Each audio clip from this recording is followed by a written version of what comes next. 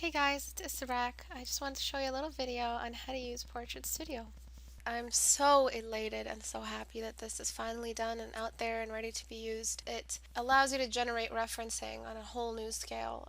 You have full control over all the angles that you need for your reference. You have full control of the face. You have full control of the light source. And all of these things are really what we need out of our references in order to really explore form and bring form into our paintings. So often are we limited by the references that we find on Google Images or photographs, and we don't really have access to the rotation. And that's a key word here. The rotation. Being able to sit in a live room, a three-dimensional room, and rotate your model, rotate the light, and rotate the camera.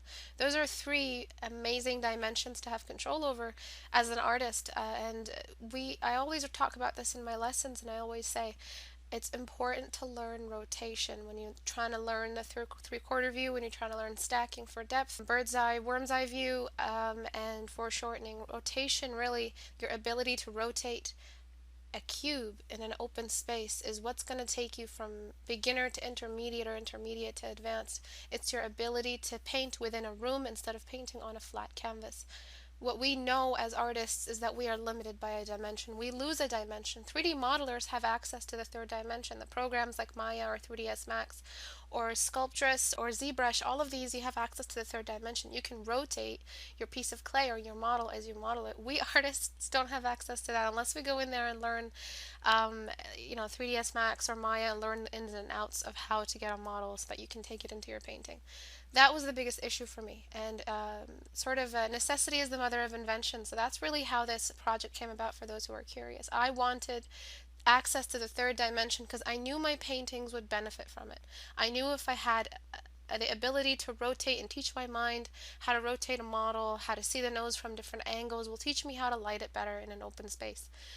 And really, you can't fill your visual library unless you actually get in there, get a piece of clay, and model it. And that's what I've been recommending to my students a lot. I've been telling them, get a piece of clay, model an eye, and see how it looks from different angles, because you'll be able to draw it better. You'll have an actual angle in your mind memorized, and that three-quarter view eye will never trouble you again, because you've already seen it in three-quarter view. You've seen it in the real world.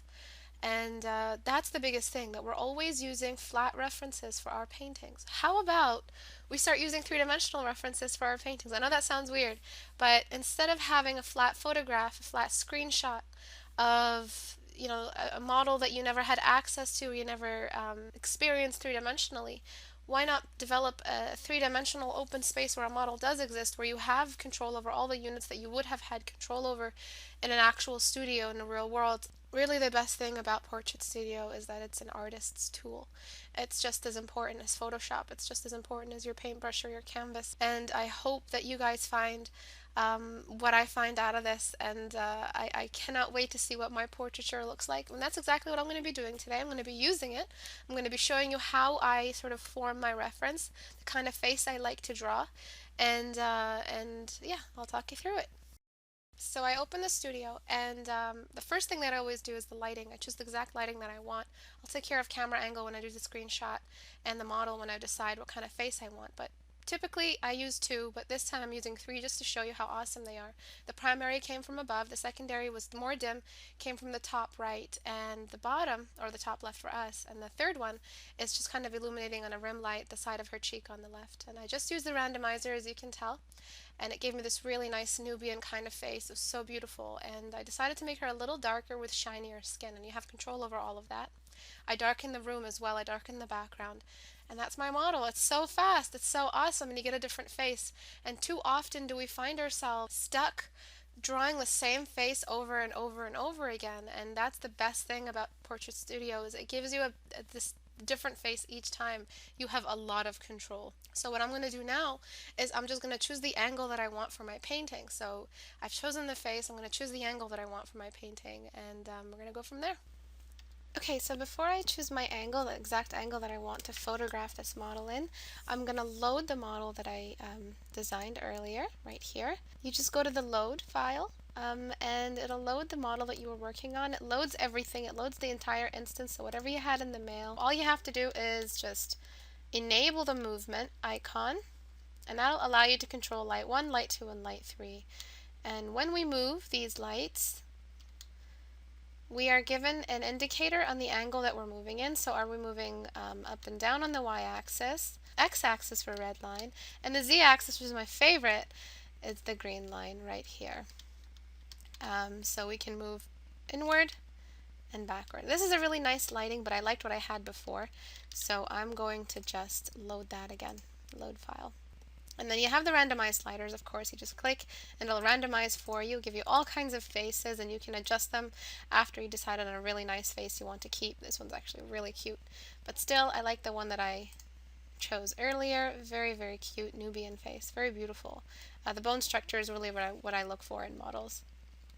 And reflectivity, I wanted her skin to be a little shiny, as I said before, so I just increased that just a little bit if I want a little bit more shine to her skin.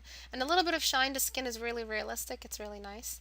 All of this no man's land stuff is because of the shine, so you can either decrease that or decrease the intensity of the light source that you're using. So I might turn this one off. Actually, I might ease up on this one, and that's really what's going to bring down that shine and darken the face just a little bit more, which is really nice and really dramatic. I always love that. The primary light source is causing all the major highlights, so I can decrease that and have the primary come from the side, which is also really, really pretty. I might just make this second one, so I'm going to move the second one.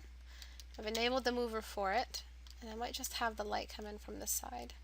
Kind of like a half top down from both primary and secondary, and they're almost the same value as well, which is really nice having clashing light sources and having that terminator line.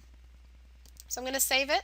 I'm going to save the angles of the light sources that I chose, and in order to choose my angle, you can choose the photograph that you want to take in the menu, or you can press Q and you exit the menu, and now you have control over the camera. So I'm just messing around with the camera. Sorry about the mouse that you see. Camtasia records the mouse, but you don't see the mouse in the studio. You don't see it. It stays hidden. And I'm just trying to mess around with the adjustments here and there, changing some of the light sources you'll see.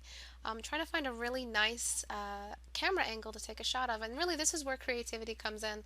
This is going to be your painting, so this is what's going to transfer over into your painting, and this is going to be the portrait angle.